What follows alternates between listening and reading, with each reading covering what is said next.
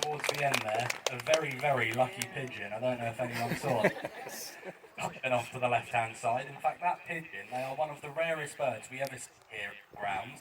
So pigeons, they only tend to have about a 4-day shelf life. They don't really last too long around these parts. So very nice to see one of those leave the arena intact. Anyways, with Chaucer, you will see this bird now in a completely different posture.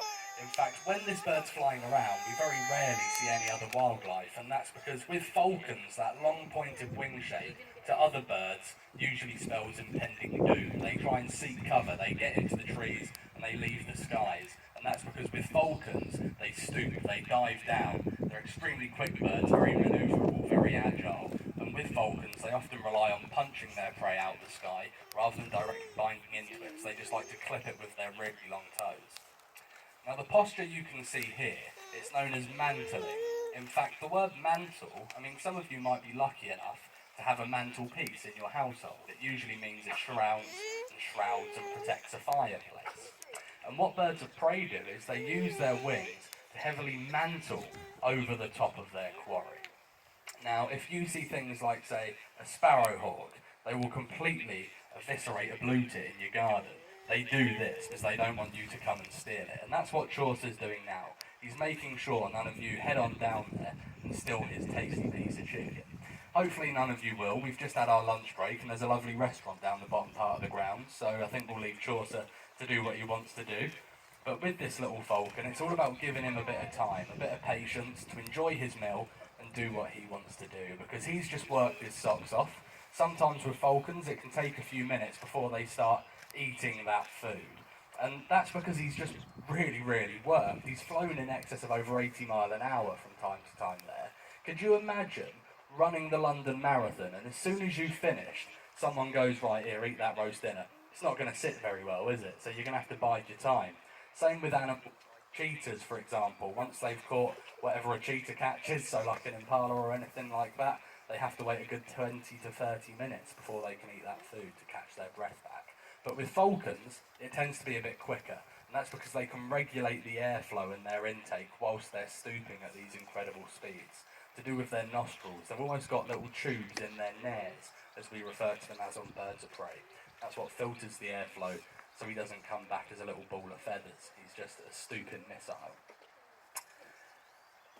Okay, now Simon's going to introduce another piece of food to Chaucer. So once he's had a few mouthfuls, Chaucer will hopefully see that bit of food and think, you know what, that looks quite tasty, and hop back over to Simon. And not anyone can just pick up Chaucer and go and fly him. You need to earn his respect, you need to gain his trust. So he only flies out of a team of 14 of us for about 4 or 5 different members of staff, this falcon. So they do judge you based on your appearance, believe it or not. So birds of prey are very judgmental creatures. If they don't like you, they don't like you. It's as simple as that.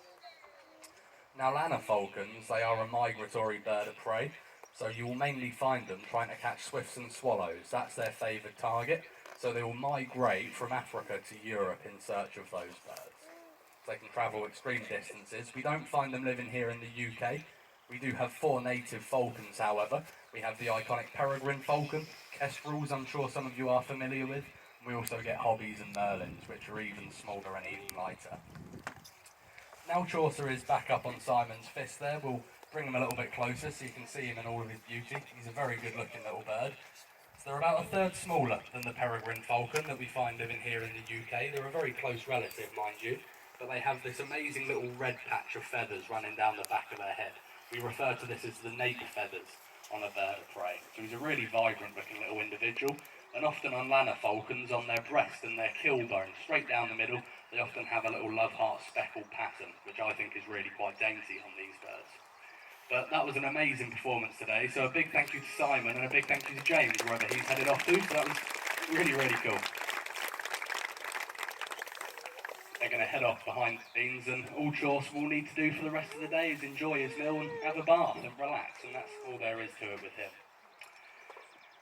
Now we are going to move on to our next and this demonstration, it's known as Valley of the Eagles for a reason, and as of so far we haven't actually yet shown you an eagle, so that's what we'd like to do next of all. And if you've been before, you may remember we used to fly our eagles from way over in the valley all the way back to us, and this time of year we actually have to rein that in a little bit, and that's because our eagles, the blunt way to put it is, they've stopped coming home. And the reason why they've done this is because red kites and buzzards, they've started to repopulate and started to breed quite heavily.